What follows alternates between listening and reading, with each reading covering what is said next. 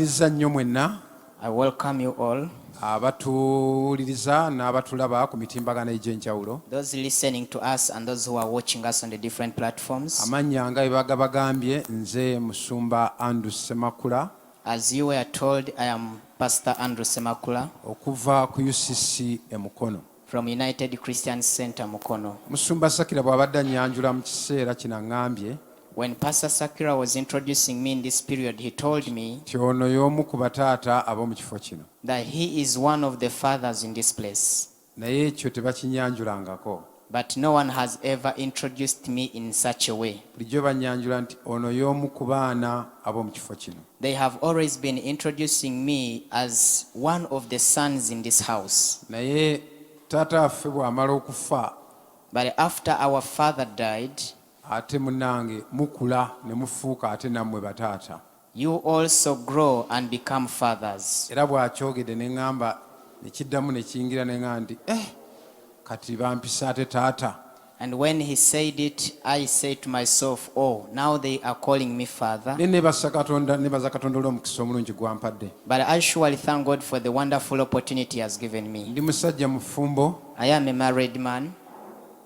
Nakamala mu bufumbo kati emyaka ngyerabidde madamu yamanyi ogigatta naye nga nawasa mu 92. I married in 1992, so I have a little bit forgotten the years. Roza gibeeranga 29. I think they're about 29 years. Amen. Nebaza Katonda olw'ekyo tuzadde abaana. We thank the Lord for that. We have begot children. Ate era n'abaana kati natandise okufumbiza. And I have started sending others into marriage. Nebaza Katonda nti mu kkanisa eno mwennyini nga ne bishop mwali ate yagatta muwala wange. I thank the Lord because in this very church, in the presence of the bishop, he wedded my daughter. Nina ensonga endeese olunaku olwaleero. I have an issue that has brought me today. Ekisooka nziza okuwa ekigambo eky'olwaleero. First of all, I have come to give you the word of today. Naye nga sinaba kikuwa njagala kutemera ku UCC wa gyevudde. But before I give you the word, I want to tell you where UCC has come from. Okutuusa taata waffe lwawumudde n'okutuusa mu kiseera kya kaakati. Till when our dad rested and even till today. Taata waffe yawumudde. Our father rested. Naye ate eggulu lyasigadde lyo ligenda mu maaso. But the heavens continued. Era twalumiddwa ffenna ng'abaana. We were all attacked as children. Kubanga gano ge mazima Bishop abadde n'abaana bangi be tutayinza na kumanya. Because this is the truth, Bishop had so many children and some we are even not aware of. Naye ebintu bwe bityo ebyakula. But that's the way things are. Ba Ibrahim bavaawo. The Abrahams go away. Ba Isaaka ne baddawo. The Isaac has come. Ba Isaaka ne bavaawo. Then the Isaacs go away. Ba Yakobo ne baddawo. The Jacobs come. Ba Yakobo ne bavaawo. And the Jacobs go away. Isirayiri n'eyimirira. Israel still stands. Eggulu bwe lityo bwe likola. That's how the heavens work. Ne Eriyo yali omusajja ow'amaanyi, yali omusajja omusabi. Even Elijah, who was a powerful, prayerful person, yali musajja w'amaanyi nga musabi. He was a mighty and prayerful Musajja person. ng'ayita omuliro. A man who would call upon fire. Naye Katonda era yamutwala. But still God took him. Yamusindikira amagaali ne gamutwala. He sent for him chariots that took him away. Nali nstadinga ku Eriya. I was studying about Elijah Ali ne Elisa. and Elisha. Amagaali bwe gajja okutwala Eriya. When the chariots came to take away Elijah, Elisa teyageerippako yagamba waaye genda n'amagaali gonze kanjira nsigala. Elisha didn't cling to the chariots also to be taken, but he decided that let Elijah be taken, let me be remaining behind. N'omunagiro guno gwennyini. And even this very mantle. Osanga gwe yandyekutteko naye n'agendera kuli naye yakayana bukayanyi n'aga nti waaye nkasukireko munagiro naye nga mugo waaye gwe genda n'amagaali. He would have clung to that cloak and say, let me go with you. But he said, no, just throw the cloak and you continue with your chariots. Era yavaayo atenda butenzi. And he came back praising. Mukama wange agendedde mu kitiibwa. And he said, oh, my master has gone in glory. Lwaki gwe naawe togendeddeko naga waaye gagira gamutwala. You would ask him, but why didn't you also go with him? He says, no, let him go first. Kenjagala okujjayo kali nti. This is what I want to bring out. eggulu lyo lisigala litambula nga ligenda mu maaso n'obwakabaka bwe butyo. The heaven continues to go forward, and likewise is the kingdom. Era njagala okuzzaamu amaanyi ali eyo yenna. And I want to encourage whoever is there. Ng'okusaba obadde wakendeera okusaba ng'olowooza nti bishop yafa, bishop si yali katondawo, katonda akyatudde ku nnamulondo. When you had deteriorated in your prayer life, saying that the bishop died, bishop was not your God, God is still enthroned. Era kino kye kiseera ate eky'okugolokoka mu maanyi oteeke mu maaso ebyo bishop bye yakuyigiriza ne bye wamuwulirako osobole okuyimirira mu lugendo, naawe ekiseera nga kituuse naawe ogende ati. This is the time actually to raise up in power and put into practice whatever bishop has been telling you, that also when your time comes, you may also go in glory. UCC yatandika mu ngeri eya wansi ennyo. United Christian Center began in a very low place mu mwaka gwa 1994. in 1994. Naye nze mmaze ne bishop emyaka 35 But for me, I had spent with Bishop 35 years nga tuli naye. with him. Tudde wansi we. I have sat below him. Sinza kugamba nti mumazeeyo byonna bye nandyetaaze omuntu toyinza kumukkuta, badde nkyamwetaaga. I cannot say that I have got whatever I needed, because you can never get satisfied of a person. I still needed him. Kwagano ge mazima bishop abadde ng'omugga. Because this is the truth, Bishop was like a river. Nga osenako You'd just draw some ne gusigala nga gukyakulukuta. and it would continue flowing. Naye UCC yatandika mu 1994 But United Christian Center began in 1994 mu ngeri eya wansi ennyo. in a very low state. Omusumba waffe eyali atusumba mu biseera ebyo, Our pastor, who was pastoring us by then, eyali akulembera Heritage, who was leading Heritage, bwe yamala okuvaawo, after he had left, in fact yali awuguseemu. in fact, he had drifted away. Yali awuguseemu nga waliwo ebimugudde nga bimanyi ebintu by'ensi. He had wandered away. There are some things that had wandered him away, as you know, the things of this world. Bishop yali omu ku basumba abali basumba ezengebe. Bishop was one of the pastors who were pastoring in Zengebe, Era yali mwana wa waka. and he was a son at home. Ye yali nga pastor, He was a pastor, ffe abalala ffenna but all of us twali baana. were children. Twali nga tetulina kye tumanyi. We didn't know anything, Naye ye yali musumba, but for him he was a pastor. era olw'olumu yajjanga n'ajja n'atukyalirako ku kkanisa eya Heritage. And sometimes he would come back and pay us a visit at Heritage. Bwe tutuuka ekiseera ng'omusumba adduse nga takyaliwo ali mu kwekweka, When time came, after the pastor had run away and was in hiding, abaaliwo mu kiseera ekyo abakakiiko baatuula ne bagamba bannange ki ekigenda mu maaso. those who were present by that time sat in a committee and were asking themselves what is going on. Amagye gaffe agaali ezengebe ne bagasikayo ne bagaleeta. And they pulled back all our soldiers that were in Zengebe. Ate era bishop yatunnyonnyola n'atugamba nti agenda okujja, yali yamaze dda ate okukifuna ye ng'akyali eri. And Bishop explains to us that by the time he came back, he had already received it while still there. Musumba bwe yamanya nti waliwo ate omulala akomyewo n'avaayo gye yali yeekwese n'atugobawo. When the pastor got to know that there is another one who has come, he again came back from his hiding place and chased us away. Era gano ge mazima yagenda okumaliriza ng'ekkanisa agitunze And this is the truth. By the end of the matter, he had sold away the church na buli kintu kyonna ng'akitunze. and everything else. Zijjukira tulina gita gye twali tuggyeyo. I remember there is a guitar we had come with. Mwami Kato oyo Hussein oyo yali agiguze ng'ekyali mpya. It had been bought by Mr. Kato Hussein and it was still brand new. Ne tugamba eno tugenda nayo. And we said we are going away with this one Kubanga baagireeta nga taliiwo. because they brought it in his absentia. Ne Bishop waffe Senfuma n'agamba mugikwate mugizzeeyo.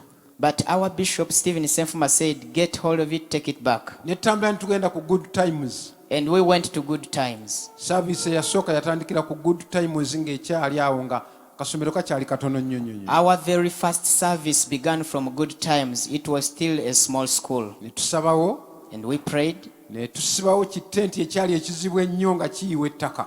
And we put up a very dangerous tent that would cause soil to fall down. Era mu service eyo eyasooka And in that very first service, Bishop yayita omutume mulindi. our bishop called Apostle Mulinde. yajja He came.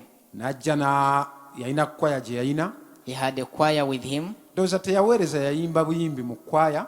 I think he didn't minister in the word, he just sang in the choir. Naye nga bishop yali amumanyi ne musumba Nelson be baali bamumanyi by But then. it was only Bishop Stephen and Pastor Nelson who knew him by then. Nga tuyise ekiseera kitono twafuna omukyalo omuzira kisa n'atugamba tuveyo eri gye twali tupangisa. After a short while, we got a good Samaritan who told us to come from the place we were renting. Ku good times tetwalwayo nnyo. We never took a lot of time at good Ne times. tudda mu kibizzi awo. And we went to Chibizi. Omukyala n'atuteeka awo mu kibizzi. And that woman put us in Chibizi. Mu kibizzi bishop n'atusitula. And while in Chibizi, the bishop carried us. N'atugamba tuzimbe ekkanisa. And he told us, let's build a church. N'atugamba tugenda kuzimba ekkanisa nga y'amabaati 100. And he said, we are going to build a church with 100 iron sheets. Naye nga mu kiseera ekyo okutugamba amabaati 100 nga tulabanga omuntu bw'anaakugamba nti oba ogenda kugula ekiwawatiro ky'ennyonyi. But by then telling you 100 iron sheets, it was equivalent to someone telling you that you're going to buy a part of a plane. Tugula amabaati mpola mpola. And we bought the iron sheets. Tugula bubenchi. We bought the benches. Omulimu ne gugenda mu maaso. And the work continued. Buli mutamiivu ow'oku Kasubi n'ow'oku Kiwunya yafuna omukisa ogujja ogututawaanya.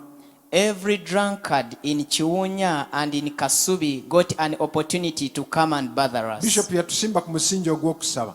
Bishop established us on a foundation of prayer. Twasulanga mu kibaati kyaffe ekyo. We would sleep in that iron sheet Naye structure. waliwo lumu omutamiivu lwe yagaana okusaba. But there is a time when a drunkard refused to pray. Yatugwamu n'agamba nti mubikomye awo. He came into our midst and said, can you stop immediately? Twalwana n'omutamiivu paka ku makya We fought with the drunkard till morning ng'agambye mubikomye awo. when he had said that stop praying. Kanisa tekuli nzigi ziggala. There are no doors to close up the church. Twabanga oluusi nga tuli mu service. Sometimes we would be in service. Omu n'ajja mu byaati byaffe byaliwo ebiti nga biri ku kkubo. Our iron sheets were along the way. N'akwate omuti n'agenda ng'ayisaako be jjukira ebyuma bye twalina ebyuma nga by'amaanyi nnyo nga ŋŋoma.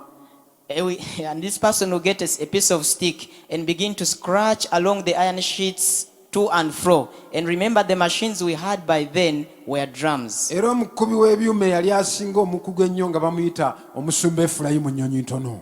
And the greatest instrumentalist that we had of the time was Apostle Ephraim Nyonyintono. Omulala yenna bw'agikwata tugira ntugamba mukyuse Nnyonyi Ntono ng'alina engeri gy'akubamu eŋŋoma. Ffe ne tulaba ensi yonna nga tugimazeeyo ng'agikuba n'owulira ng'esinda muneeno esinda mune ne tuwulira ne tugamba nti ne bw'akomawo kaakati ensi yonna tugimazeeyo. And if anyone else would go on those drums, we would not feel okay. We would wish Apostle to go on those drums because there is a way he used to drum and you really feel like the whole heavens have come. Bwe twagenda tulinnyako mpola. We went on going to another level. Ne tufuna omusumba ennaku ezo yawummudde. In fact yasoose bishop ennaku nga bbiri nga bamuyita musumba Kaddu Bernard. We got a pastor who actually also rested 2 days before our bishop rested, called Pastor Kaddu Bernard. Yatupangisanga akalanga 1000 zaalinga 3. We had an advert that we used to make and it was always for 3,000. Katongole oyo yali era nga amanyi okuyiiyayiiya alina engeri gyakagiragiranga naye kalinga akantu kaawaka bwe kati n'akajjajjangamu amaloboozi. Katongole is always good at thinking about some innovating things, and there's something that he innovated that he would bring voices from it. Kati ne tukagatta. And so we joined it up. Tugatte akalanga. We joined up the keyboard n'akazindala akaaliwo.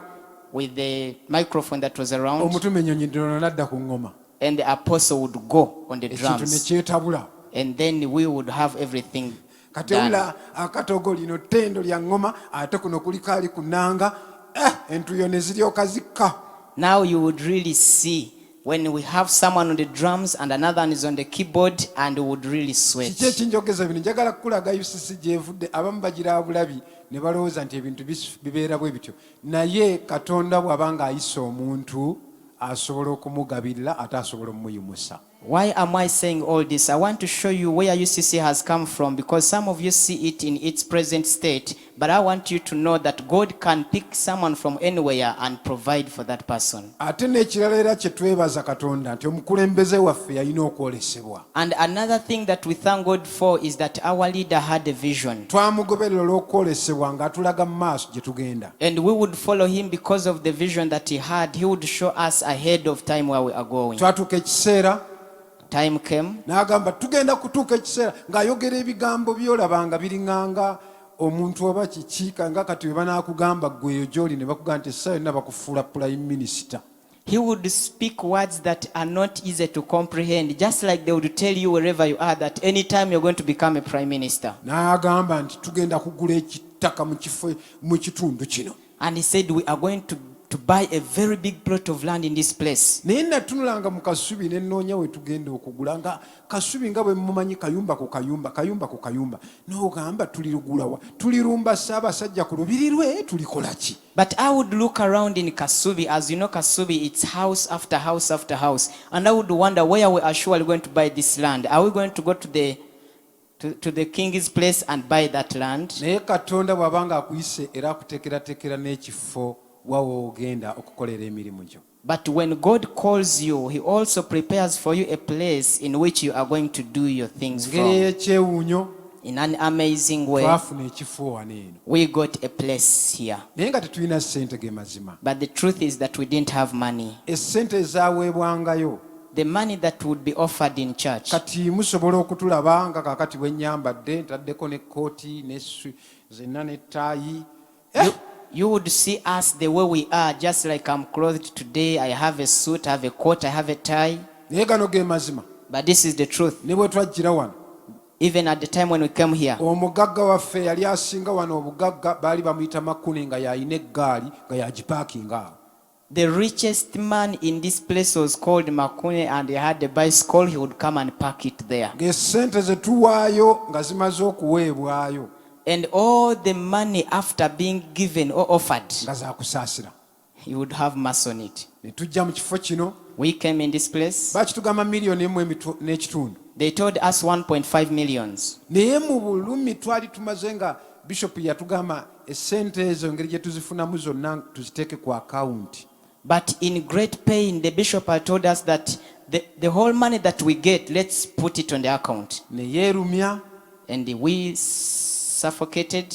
Waliwo omu eyagenda n'agenda waliwo okuba Bishop yave ezengebe alina ow'omukyala we yasula eyamuwa ruumu. There is a place that he used to rent when he came from Ruzengebe. Ne bamugamba ebintu obireeta ddi? And they asked him when he was to bring his things. N'agamba bijja. And he said they are coming. Naye twamanya luvannyuma bwe yatunnyonnyola n'agamba nti saayinaayo kintu kye nali ndeeta tekyaliyo. But we got to know later that he had nothing to bring.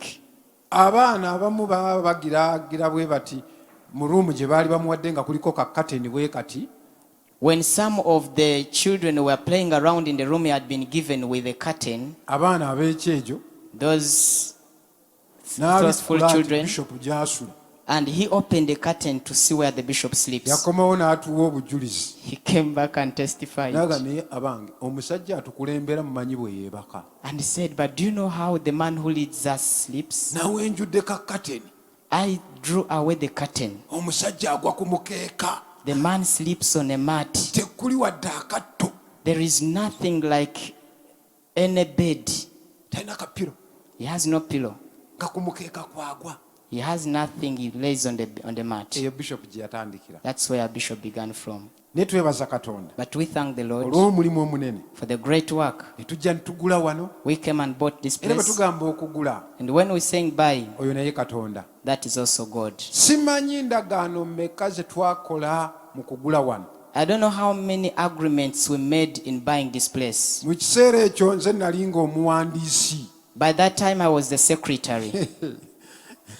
Nga nze muwandiisi. I was the secretary. Era kati bwe ndaba abantu abaana be tufunye abawandiika noweeraba nga gwe wali omuwandiisi naye oweesekerera ekisa kya Katonda abange kiyamba. When you see the people we have today who are secretaries, and you remember I was also secretary, surely you wonder the grace of God is ate era nga sufficient. nze nkuuma ebintu bya church. And I was also the security guard over the things of the church. Ebyo byonna ebiwandiiko. All those titles and documents. Tusooka tubayo $5,000. First gave them 500,000. Tuddeyo ne tulangirira mu church. Went back and declared in the Bishop church. n'agamba twasasudde ku ttaka $5,000. And the bishop said we have so far paid 500,000 on the land. Ekkanisa yali egwa n'eddalu. The church ran crazy. Ne tutandika okusonda. And we started contributing. Bwe twafuna 10 ne tugenda nga tuliwaayo. When we got 100,000 and went giving in, bwe tutyo paka le twatuuka wano. that's how we started till we reached this point. Ekifo kino kyali kizibu nnyo ng'awo tewayitwa. This place was so dangerous. Era nzijukira waliwo le baatuyitako mwero sitwagenda na katongole oyo. I remember Bishop yatusindika. there is a time we were called in the LOC. We went with Katongole. Ne batusindikayo nga batugamba nti tubawogganira. They told us to go there and explain why we are shouting for them. Bishop n'agamba Semakula ne Katongole mugende. And Bishop said, Semakula and Katongole, please go. Tula mwero si. And we sat in that council. Tebaatumanya. They never knew us. Ne bagamba bwe bati. This is what they said. Abantu bano batuwogganira. These people are shouting for us. Naye tukoze tutya? But what can we do? Kansala yaliwo n'abagamba. The counselor was there, told them, Bannanga abantu abo mubaleke. you leave alone those people. Baleese enkulaakulana. They have brought.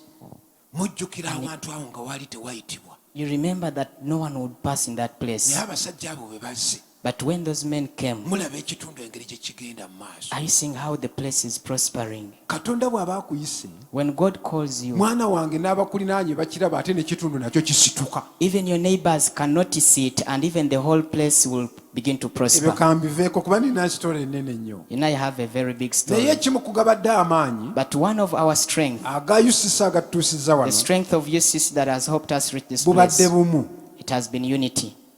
Situmanyi Bishop wa gye yajja magezi ago We don't know. okusinziira ku kusoma kwe nga bwe mukumanyi. We don't know where Bishop got all that wisdom, depending on his academic level. Nakkiriza n'akibikkulirwa okusobola okuba nti tukolera wamu. And he allowed to be revealed to it that we may all work together. Ate ekirala ekyama kyabadde nakyo nga nange era nkisaba Katonda singa n'amala akimpa. And another secret that he had, which I'm praying for to also have it, Amanyi okukuuma abantu. he knows how to keep people. Kati gwe bw'olaba emyaka egyo gyonna.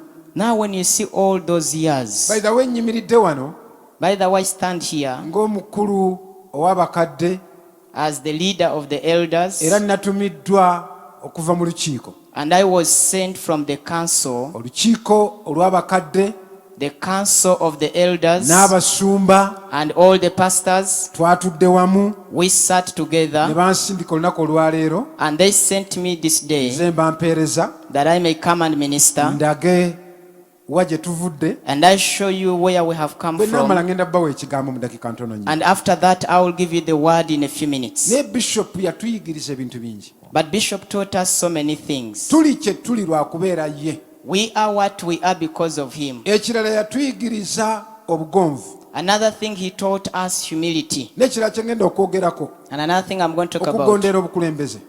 obeying the leader. Kye kimu ku bituyambye okubeera awamu. It is one of the things that has helped us to stay together. Yatuyita n'atuteeka wamu. He called us and put us together. Gano ge mazima. And this is the truth.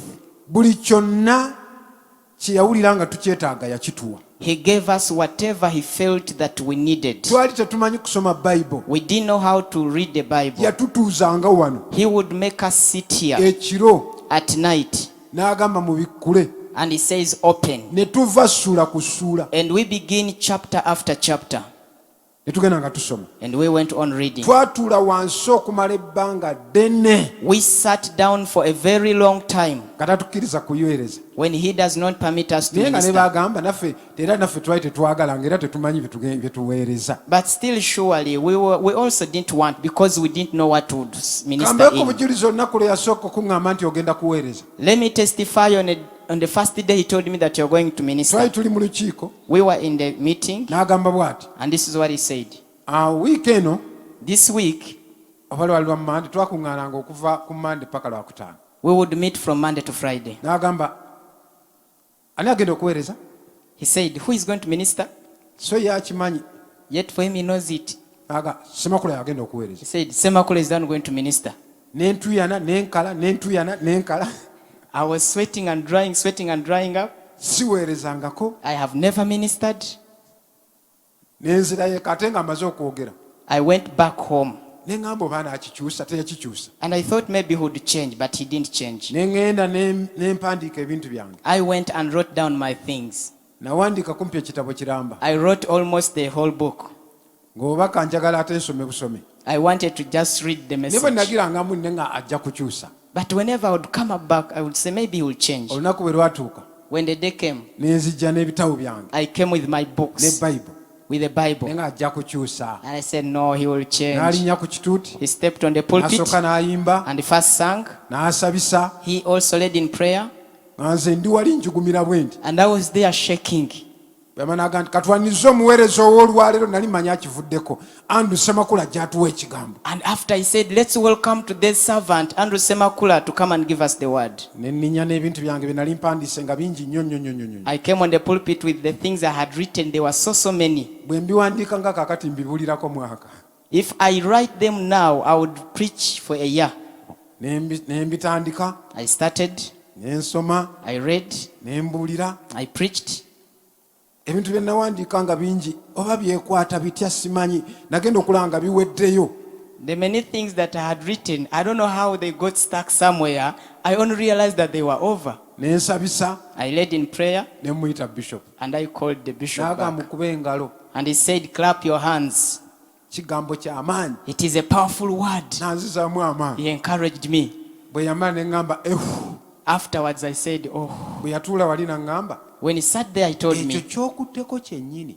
that very thing that you handled, Kibadde ky'amaanyi nnyo. it was so powerful. Enkya ky'oyongerako. You are beginning from there tomorrow. Mpulira ate nga nnyongedde effumu eddala. I had like he had again pierced me. Abadde muntu amanyi okuzimba. He is a person who knew how to build up. Atuzimbye nga tuli wamu. He has built us together with him. Era tuzimbye mu ngeri y'okwetoowaza. And he has built us in the area of humility. Atuwadde buli kintu kyonna kye He twandyetaaze. has given us whatever we would need. Atuwadde chances okuweereza mu areas He ez'enjawulo. has given us opportunities to minister in different areas. Nasooka ne ŋŋendako mu kwaya. I first went in the choir. Abakwaya be bangobayo ne baŋŋamba nti tolina ddoboozi naye nga nayo nagendayokko. It is the choir members who chased me and they said you don't have a voice, but I've ever been there. Eyaliyo yali mukwano gwange bamuyita Emma ye yambulirawo kaati n'aŋŋamba tambula genda ekiyitibwa eddoboozi toliina. Naye nga Bishop namuga ngenze mu kwaya nanga genda. The one who was there, who was my friend, he told me clearly that you have no voice, please march out of the choir. But yet the bishop had told me to go there. Ne mpeereza mu biti eby'enjawulo. But I have served in different categories, Mu biti eby'enjawulo. in the different Ne positions. nkulembera ku basabi. I led prayers. Kye nasembayo yali kubeera administrator mu kifo kino. My last position in this place was an administrator, Paka lwe nansindika ngende e Mukono. until he sent me to go to Mukono. Ndowooza ebirala naabyogera mu maaso. I think I will speak out others ahead of Naye time. Bishop we yadde tannafa But before Bishop died, alina ekintu kye yakola. there is something that he did, Era abadde akyogera. and he has been speaking it out. Ng'agamba. And he would say, Nze ŋŋenda kubalekera omuntu me, I'm going to leave you with a agenda person okusumba ekkanisa eno. who is going to pastor this Era church. gano ge mazima. And this is the truth. Bishop omuntu yamulekawo. Bishop left the person behind. Naffe ng'abaweereza tubere tumumanyi. Even we as ministers, we didn't know him. Yamugamba mami, He told him to mommy n'amugamba ku bakadde abamu ab'enjawulo. and some different elders, Ate naffe abantu ng'abamu. and even some of us. Otunula ne bwe mbeera baana mu famire n'omanya naye ono n'agenda kutwala ekifundikwa kya taata. You would look around and say, surely this one will take over the father.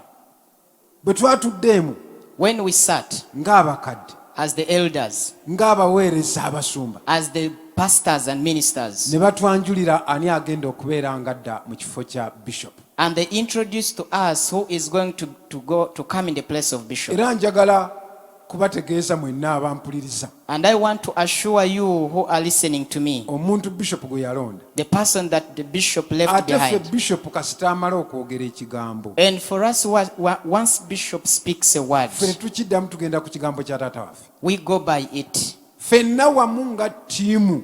All of us as a team. Simanyi oba twabadde nga bameka. I don't know how many we were.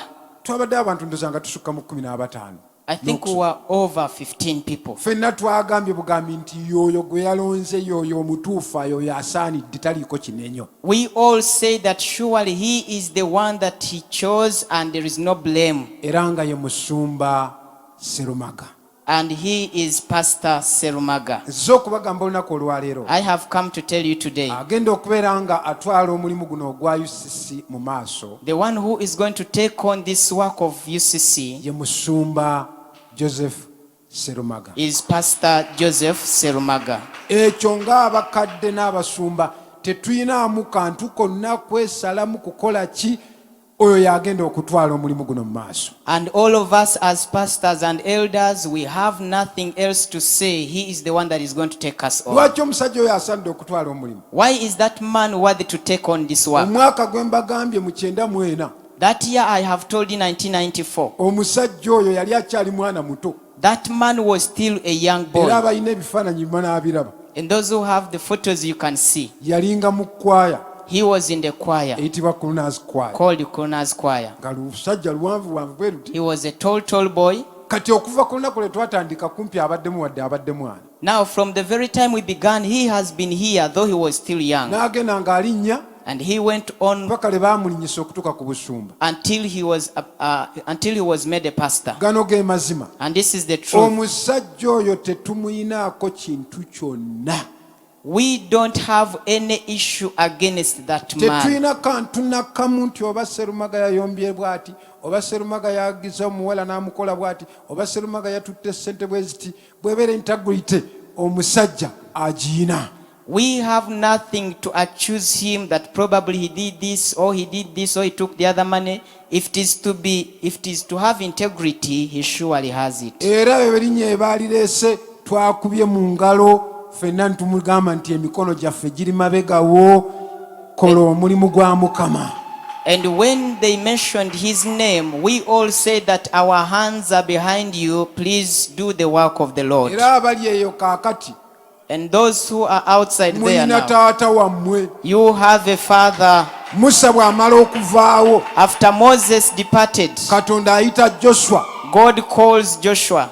Ayinza okubeera nga teyenkana bishop. He might not be equal to Bishop, naye ne bishop teyali bw'atyo. but even Bishop was not like that in the Ekikola beginning. enjawulo kasita Katonda amala okukulonda. What makes a difference is the Lord appointing you. Katonda yalumba Joshua n'amugamba ddamu amaanyi. God confronted Joshua and told him, be strong Kuma omwoyo. and be courageous. Ndi wamu naawe. I am with you. Lwaki? Why? Yamulaba ng'atidde. If you saw him fearful, Naye nga Katonda amanyi. but the Lord knew, Bwe mbeera naawe osobola okukola eby'amaanyi. if I am with you, you can do mighty things. Abantu bonna ab'amaanyi All powerful people, tebatandika nga b'amaanyi. they don't begin strong. Katonda anoonya abantu abalabika nga abatasobola. God looks out for people who seem not to be able to do Ekikola it. enjawulo mukono gwa Katonda kubeera ku bulamu. What makes a difference is the hand of God to be upon your life. Oyo omusajja ajja kutwala omulimu guno mu maaso. That man will take on this work. Ate tugenda kukolera wamu nga ttiimu. And we are going to work together as a team. Nga muzeeyi waffe bw'agireseewo. As the bishop left it Kati behind. nze ndi w'emukono. Now me, I am in Mukono. Naye bishop okuyita obuyisa abasumba tekitwa ddakika 3 mubadde mutulaba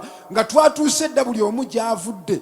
But when Bishop merely calls the pastors, it would not take 30 minutes before we all arrived. Era n'olwajjo Even yesterday, wadde waliwo lockdown. however much there is a lockdown, Kasita twagambye ntutuule. when we decided to sit Tulina together, obumu bwaffe we have our unity kubanga yabutusigamu. because he sawed it in us. Twatudde wamu We sat ne together tukkiriziganya and we agreed wakati mu ssanyu, amidst joy, wakati mu mirembe, amidst peace, ffenna nga tulaba omu ku munnaffe yatutwala mu maaso. all of us seeing that one of us is now leading By the way us. twasanyuse na nnyo. By the way, we were so excited. Bishop okutuleetera omuntu gwe tukuze naye omwana ow'omu nnyumba abadde ku bigere bye. Bishop having left us with a son in the house who has always sat at his feet. Amuyonsa amanyi buli kintu kyonna. He has circled him, he knows everything. Muganda waffe Joseph Serumaga. Our brother Joseph Mukama Serumaga, ali naawe. the Lord is with you. Abakadde tuli naawe. Elders are with you. Abasumba tuli naawe. Pastors are with you. Ojja kukola omulimu. You are going to do the work. Mukama kasita abeera nga ali As naawe. long as the Lord is with you, Byonna bisoboka. all things are Kati temuli possible. bamulekwa. Now you are not orphans. Waliwo Joshua yazzeewo. There is a Joshua that agenda came okusikisa abaana ba Isirayiri ensi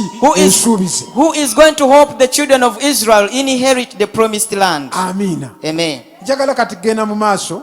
I want us now to continue. Ndowooza ekyo kimaze okuggwa. I think that's done. Sangula amaziga. Wipe away your tears. Akuba amasimu ng'olina ky'obadde onoonye ewa Pastor Senfuma.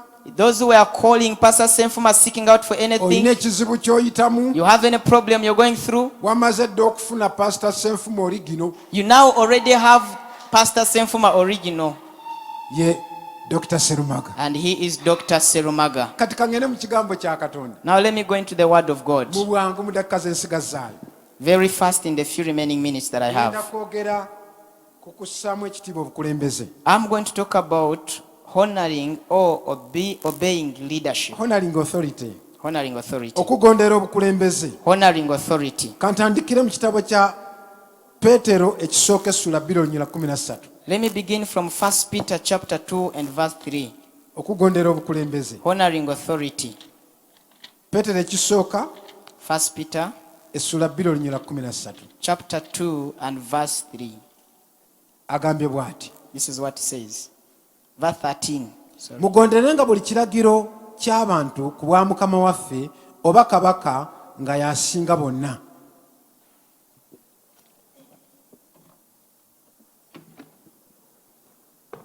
Peetero ekisooka 3:13.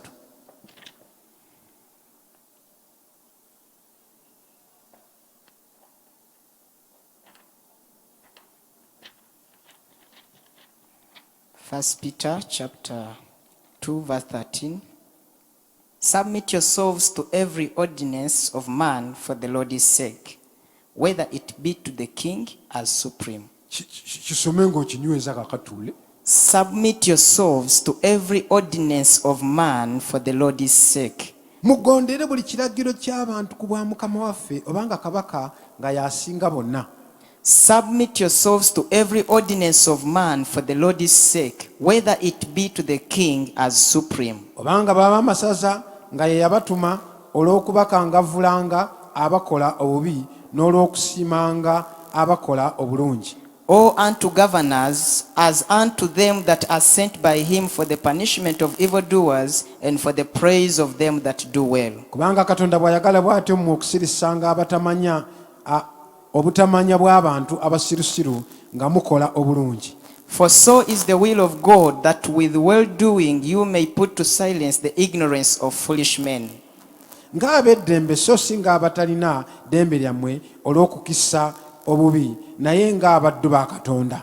As free and not using your liberty for a cloak of maliciousness, but as the servants of God. Mussengamu ekitiibwa abantu bonna, mwagalenga abooluganda, mutyenga Katonda, mussengamu ekitiibwa bakabaka. Honor all men, love the brotherhood, fear God, honor the king. Olunyolo 18. Verse 18. Abaweereza mugonderenga bakama bammwe mu kutya kwonna, si balungi bokka n'abawombeefu, naye era n'abakambwe. Servants, be subject to your masters with all fear, not only to the good and gentle, but also to the froward. Okugondera obukulembeze. Obeying authority. Ekimu ku kintu ekituyambye okusobola okutambulira awamu yatuyigiriza okugondera obukulembeze. One of the things that has helped us to walk together, he taught us how to honor authority. Kugondera bukulembeze. Honoring authority Songa nkulu nnyo yiga okugondera obukulembeze. is a very big issue. Learn how to honor authority. Nze bwe nali nga ngenda e Mukono, When I was going to Mukono, Bishop namugamba kyali kipya nga tutandikanga kanisa nga ffe tugitandise nga UCC. I told Bishop, and it was still new, we were beginning the church as UCC. Ne nsaba okumala kumpi ebbanga nga ngamba Mukama genda oyogere ne Bishop. And I prayed for a while the Lord is telling me to go and speak to Bishop. Ne Mukama nga mulya ngamba genda omugambe, tandika obuweereza, tandika ekkanisa. In me, God was telling me to go and tell him, begin the church, begin the ministry. naye nga simanyi nawawe ngenda gitandika. But I even didn't know where I'm going to start from. Nensiba nensaba nenkola buli kintu. I prayed and fasted and did Bwe everything. namutuukangako nti Whenever I would come to him, ate ne mmutya. I would again fear. Nenzirayo ate nenziramu mu kusiiba. And I would go back and again fast. Tuusa ekiseera kyatuuka ne mpulira nga bwe nfa ngenda genda mu Geena. Until time came and I felt that should I die from here, I will go to hell.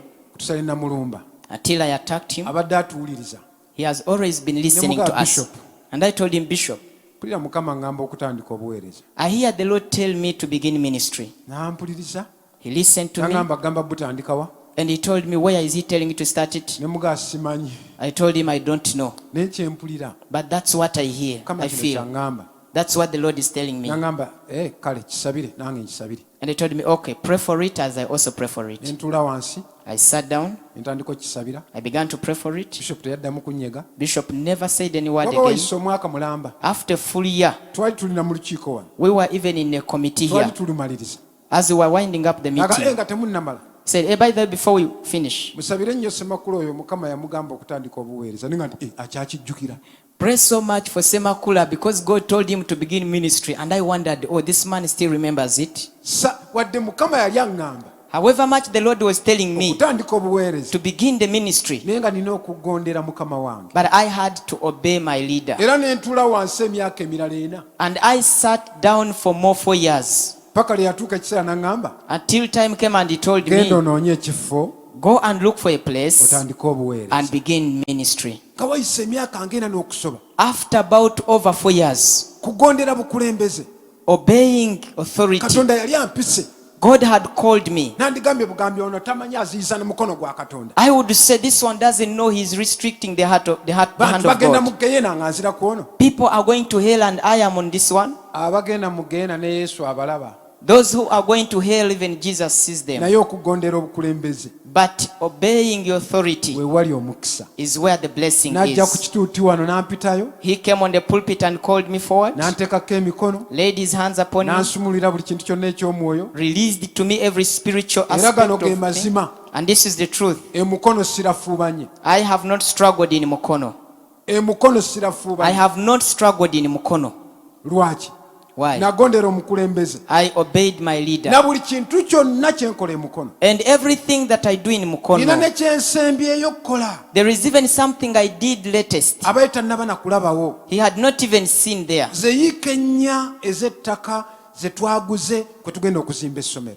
They are the 4 acres of land that we bought on which we are going to build the school. Twamala kutuula eri ng'akakiiko.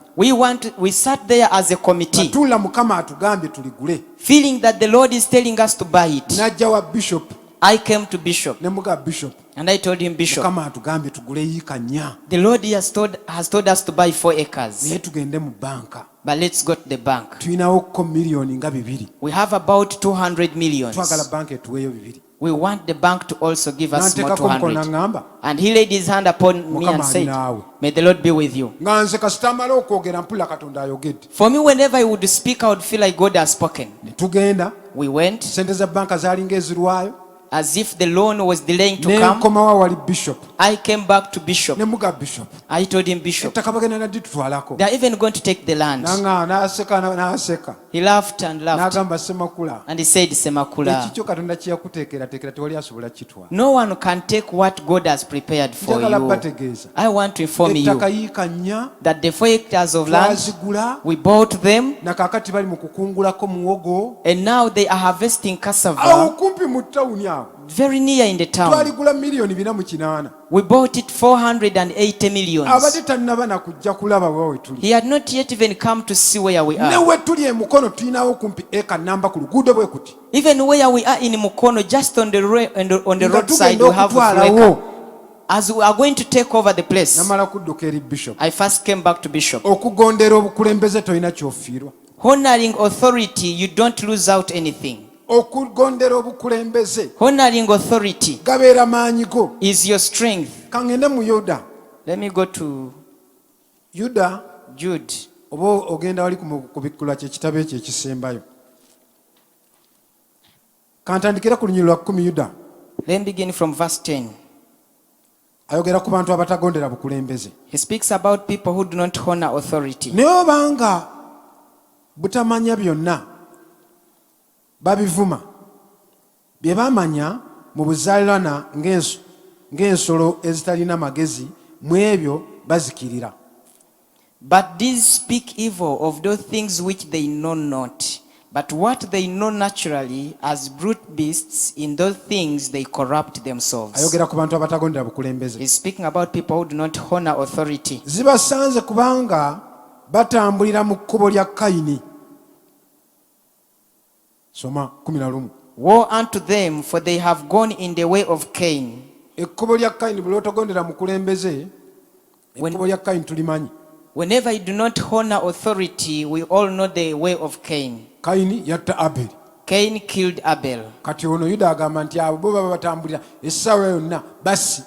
Now Jude is saying that anytime they can murder Ne baddukira mu kukyama kwa Balamu and reign greedily after the era of Balaam, olw'empeera ne babulira mu kuwakana kwa Koola. for reward, and perished in the gainsaying of Kor. Agamanya gonsatule gonna oli kasitajja n'ali kutuumira omwana wo omanya kuyiganako ensonga. All those three names, should someone come and name your child one of those names, you just know he has an issue with you. Kayini Cain, omulimu gwe omukulu kutta Abel. his greatest role is to kill Abel. Balamu Balaam, omulimu gwe omukulu kudduka kgenda kukolimira baana ba Isirayiri olw'empeera. his greatest role is to run and cast the children of Israel for a reward. Koola Kor, ye yafa enfa mbi nnyo nga ye kyewaggula ettaka lyayanjuluzaako bwanjuluza liti ne limmira ne limuzzaawo. he died in a very terrible way because he was very rebellious. The earth opened up and swallowed him. Olunyolo 12. Verse 12. Bano ge mayinja agatalabika mu mbaga zammwe ez'okwagalana bwe balya nammwe, abasumba abeerunda bokka, abatalina kutya, ebire ebitaliimu mazzi nga bitwalibwa empewo, emiti egiwaatula egitalina bibala, egyafa awabiri, egyakuulibwa n'emmizi. These are spots in your feasts of charity, when they feast with you, feeding themselves without fear, clouds, they are without water, carried about of winds, trees whose fruit withereth, without fruit, twice dead, plucked up by the roots. Katonda talinayo ba self-made. God does not have those who are self-made. Katonda ekyo takikola. God does not do that. Katonda buli lw'aba ayagala okuyimusa, Every time God wants to elevate you, akuteeka wansi wa mukulembeze. he puts you under a leader. Katonda bwe yali ng'ayagala okuyimusa Samwiri, When God wanted to elevate Samuel, Kaana ng'asaba okulaba ng'azaala omwana, as Hannah was praying so much to see that he begets a ye child, Kaana ng'ayagala kuzaala mwana olubuto luzaaleko. Hannah wanted to produce that at least her womb would also have a child Manyi come olwo out of abakyala lwe it. batuuka ekiseera nga n'agamba njagala kuzaala. You know, there is a time that comes and the woman says, I want to produce. Waliwo omukyala yajja ku kyaki There is a woman who came at church, n'aŋŋamba bw'ati, and this is how she told me, pasita mpulira njagala kuzaala ndi mufumbo, Pastor, I feel I want to produce. I am married. naye ne bwe nzaalazaalayo ekintuntu nga kiri awo ne nkisuulawo nga kivudde mu lubuto, eganga avudde ne mu kuzaala agane bw'azaala kikebekebe naye nga kivudde mu lubuto nga kiwedde. Regardless of what I am producing, but as long as I have something come out of my womb. Ne mmanya nnoona ataamye kati. Now I just got to know this one.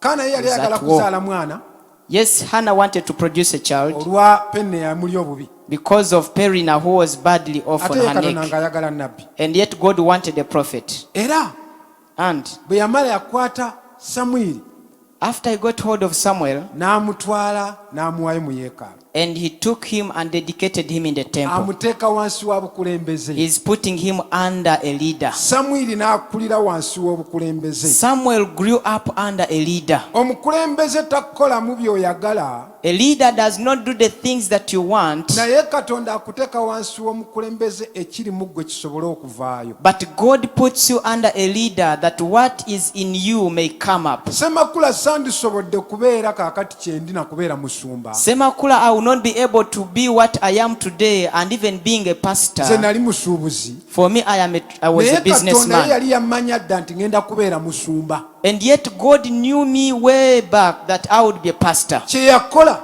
What he did kundeeta eri musajja wa Katonda n'anteeka wansi. is to bring me under a man of God. Ate Katonda akuteeka awantu And God puts you in a place okusinziira ku mbalayo. according to your character. Era Katonda atuwa abasumba okusinziira ku mbala ze. And God gives us pastors depending on our characters. Ffe abaasooka Bishop enkwata gye yatukwatamu si enkwata ey'aba.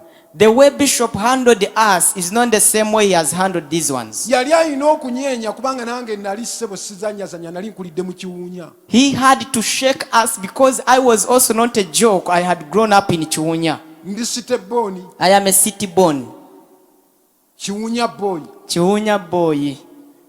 Kati ng'olina okukozesa amaanyi mangi okunzigyamu eddalu, okunzigyamu obwenzi, okunzigyamu okwaka, okunzigyamu okulwana. Tukulidde mu kiwunya ffe alwana n'omala otaasa gwe gwe tukuba ojjawo otya firimu. He had to use much strength to take away immorality from me, lust from me. I grew up in Chiwunya, and whenever I would fight and you come to save us, we would all again now fight against you. Kiwunya oyinza otya okubeeraawo?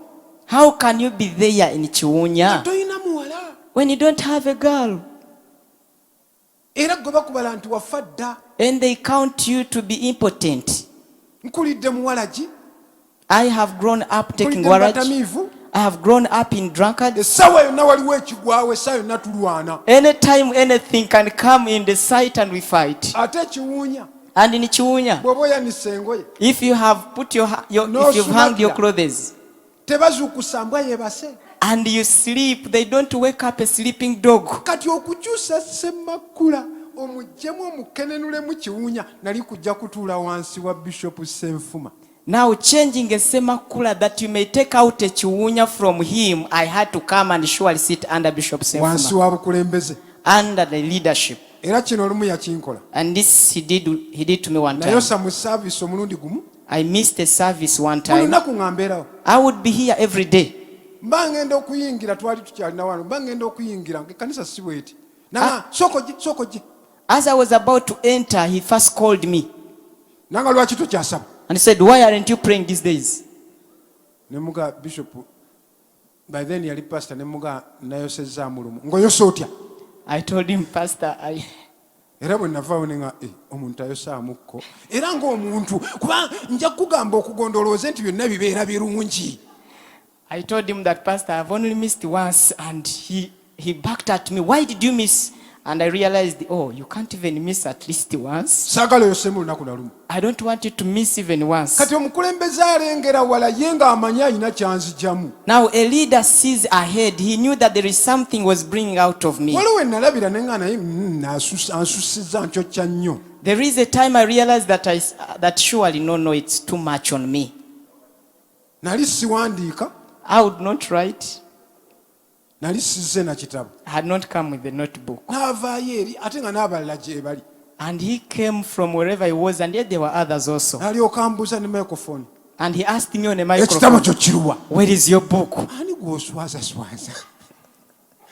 Naye omukulembeze bw'atyo yaba amanyi kyagenda okujjamu. Oluusi omukulembeze by'akola tebikusanyusa ng'abikola, naye mu maaso eyo w'ogambira nti weebale olina omulimu gw'onzigyemu. A leader is always like that. He does not do the things that you want. And you may not understand it at that moment, but it's afterwards that you realize that, oh, he had to do this to me. Kaŋŋende wano eno ndowooza kakati mu Peetero 5:5.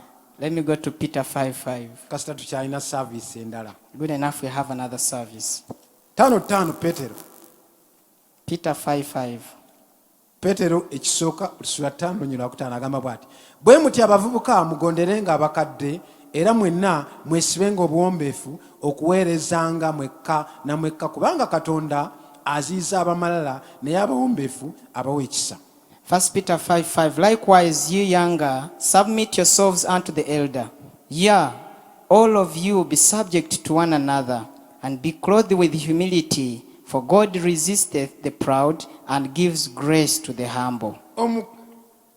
omuvubuka a young man, oba omuntu yenna or any person. bagambye gondera obukulembeze. They have told you that submit to authority. Ekisooka omanyi nnyo, First of all, you know a lot. okwata essimu You get your phone. oyina ebintu by'obikkula. There are things you open up. Kati oluusi omukulembeze bambi tabimanyi. And sometimes the leader is not aware. Ekirala wasoma nnyo, Another thing, you're so educated. ebintu ebirengerera wala, You see things from afar. oyina ttamu z'okozesa awo ndala nnyo, There are terms that you use that are so unique. n'omulembe gw'oliko gwa .com. Even your generation is a .com one. Ebyo byonna tubimanyi. We know all that. Naye Bayibuli ekugamba But the Bible is telling you, gondera obukulembeze. submit to authority. Obutagondera bukulembeze buzibikira ebirabo ebikulimu. Failing to honor authority blocks the gifts that are in you, Naye banga tebivaayo. that they may not come out. Buli otogondera bukulembeze, Every time you do not obey your leaders, ebikulimu tebivaayo. what is in you will never come out. Emabega w'okugondera obukulembeze Behind honoring authority, waliyo emiganyulo ng'omukisa, there are benefits like blessings. waliyo emiganyulo mingi. There are many benefits. Bwe tokisomangako Have you never read mu about Isaaya it? essula esooka olunywa 19. Isaiah chapter 1 verse 19. Bayibuli egamba bw'eti, This is what the bwe Bible says. munaagondanga If you are willing and obedient, munaalyanga ebirungi ebyensi. you will eat of the good of the land. Naye bwe mutagonda, But if you disobey, ekitala kye kigenda you will be okubalogererako. eaten by the sword. Kati bw'ogonda, Now when you obey, ne ku bino ebirungi ebyensi, even among these good things of the earth, Katonda taddiiringa na kyewaggula. God does not deal with rebellious people. Katonda God ayagala muntu mwetoowaze. wants an obedient person. Kansome olunyirira olusembayo. Let me read the last verse. Luno luli mu kubala. It is in Numbers Essula 19 chapter 19 olunyirira 15. and verse 15. Kubala Numbers, lugamba bwe luti. Tina buli kintu ekyasaamiridde ekitaliiko kisaanikizo ekikisibwako ku kyo si kirongoofu. and every open vessel which has no covering bound upon it is unclean. Buli kintu ekyasaamiridde Every vessel that is open, ekitaliiko kintu kikibikkako, that has no cover upon it, Bayibuli egambye si kirongoofu. the Bible said that it is unclean. Kasita oba nga tolinaako akubikkako, As long as you have no one to cover you bw'oba up, nga tolina ayogera eri bulamu, if you have no one to speak into your life, bw'oba nga togondera bukulembeze, if you do not obey leadership or Bayibuli authority, egambye toli mulongoofu. the Bible said that you're unclean. Yuda agambye mbu abasumba abeesumba bokka. Jude said that only the pastors that pastor themselves. Katonda talinaayo abo basupasita bakyali mbu bw'ova ku Yesu odda ku nze. Ekyo tekiriiyo. God has not those superstars that say that immediately after Jesus, I come next. Era abakyala bangi And there are very many women amaka gabalemye. who have failed out in their Naye families. ng'ekibalemezza amaka But why have they failed out? kugonda. Obedience. Olemeddwa kugondera mukulembeze, You have failed to submit to the leader.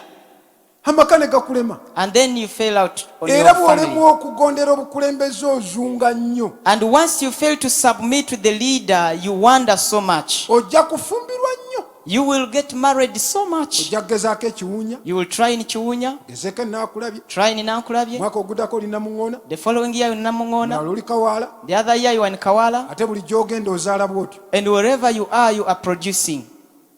Olina akakulembedde You wakatuuma kiwunya.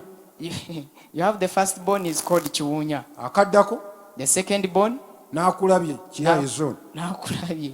Akookusatu The thirdborn, namuŋŋoona. Namungona. Ate oyitaako emabega. And now there is the last Gwe born. Nansana yanguwako. You Nasana, hurry up.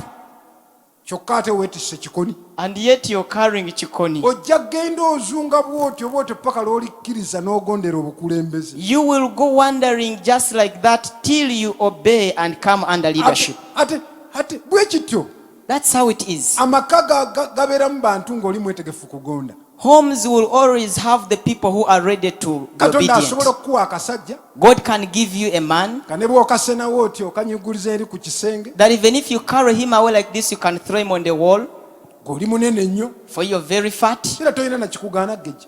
And surely you have nothing to restrain you from Lwaki? fattening. Why? Bw'ofumba When you cook, oloza ku munnyo ololeza ku kisambi. you Bw'ogenda okugira kuti buli kintu kyonna ekibumba n'olya kakati tolina kikugaana kugejja. You are eating everything that you want, so there is no reason as to why you should not fatten. Kakati kano yakuwa kampi. Now this one is very short, the husband. Then you look at him like this Kampala and enywera say, muguwa. this one who has Bw'oba nothing. wakkiriza n'ogenda eri Kampala enywera muguwa ky'oba onoobeera mu maka gaako kugonda. If you accepted and went with such a one, if you are to remain in that home, you have to submit. Emiganyulo egiri mu kugonda mingi nnyo. There are very many benefits that are in obedience. Naddala eno mu kkanisa. Especially here in church. Bw'ogonda. Once you obey, omukulembeze akuteera ebiri mu ye. the leader releases whatever is in him to you.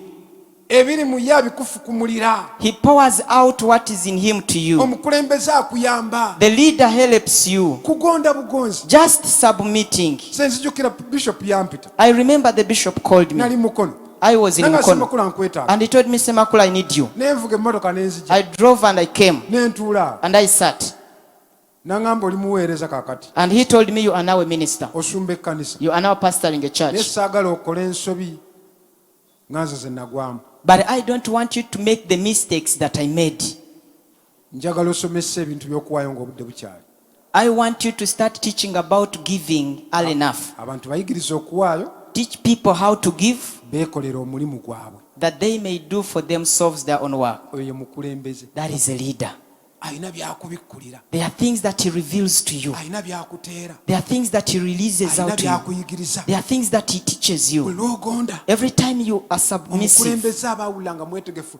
Okugonda kabonero kanti ndi mwetegefu okuyiga.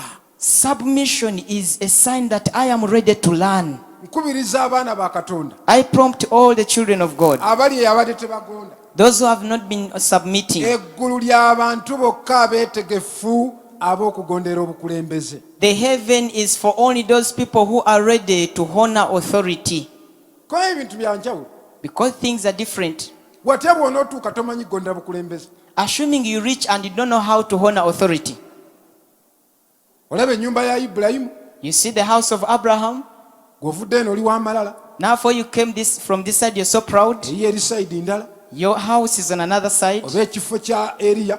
Or the place of Elijah. Oba ekya Musa. Or the place of Moses. Kanaawe ogamba. Then you say, nange ndiko kkolo nange naweerezanga. Olaba bwe weetuuza mu kifo ky'abandi. I also have a call I used to serve. Do you see how you sit yourself in someone's place? Tugondere obukulembeze. Let's honor authority. Ekituyambye okutambulira awamu. What has helped us to walk together? Ekituyambye okukola enkuŋŋaana eza Inaman. What has helped us to always have Inaman Kubadde conferences? kugondera bukulembeze. It has been submitting or honoring Era authority. tujja kusigala nga tugondera obukulembeze. And we shall continue honoring Nkubiriza authority. abalokole bonna abampulira. I prompt all the born agains listening to me. Mugondere obukulembeze obubatwala. Honor your authority. Oba akutwala teyasoma. Whether he is uneducated, Oba mumpi. whether he is short, Oba muwanvu nnyo whether he yasukuluma. is so tall, Gwe gondera bukulembeze. just honor authority. Omukisa gwo Your blessing guli wansi wa kugonda. is in humility, is in Toyina ky'ofiirwa submission. wansi w'okugonda. You don't miss out on anything once you Ekiraga obey. abaana ba Katonda n'abasitaani. What differentiates the children of God from those of Satan? Abakatonda bagondera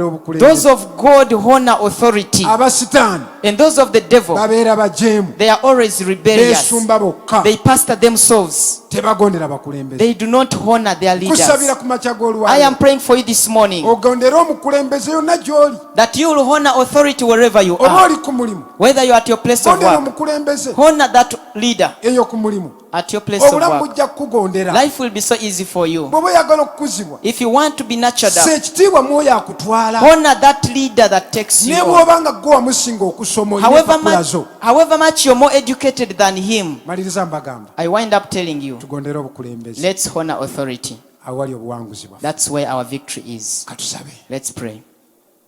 Katusabe. Let's pray. Kansabe tufuneyo ndowooza oluyimba lumu.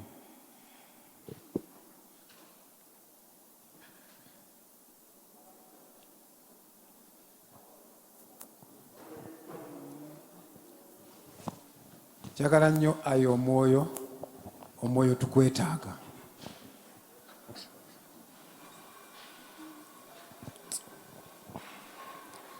Ay, oh moyo, omwoyo tukwetaaga. Ai omwoyo, ai omwoyo tukwetaaga. Oh, ai omwoyo, ai omwoyo tukwetaaga. Ai omwoyo, ai omwoyo tukwetaaga. Yeah, ai omwoyo wa Mukama, mukwano omwoyo tukwetaaga. Ai omwoyo, ai omwoyo tukwetaaga. Ai omwoyo wa Yahweh, olwaleero naffe tukwetaaga. Ai omwoyo, ai omwoyo tukwetaaga. Ai omwoyo, ai omwoyo tukwetaaga. Ai omwoyo, ai omwoyo tukwetaaga. Ai omwoyo ayigiriza, jigiriza tato kugondanga. Ai omwoyo, ai omwoyo tukwetaaga. Ai omwoyo asomesa, somesa tata nzikakane. Ai omwoyo, ai omwoyo tukwetaaga. Ai omwoyo, ai omwoyo tukwetaaga. Ai omwoyo, ai omwoyo tukwetaaga. Omwoyo tukwetaaga. Omwoyo tukwetaaga. Omwoyo tukwetaaga. Omwoyo wa Mukama. Omwoyo tukwetaaga. Omwoyo wa magezi. Omwoyo tukwetaaga. Omwoyo wa magezi. Omwoyo tukwetaaga.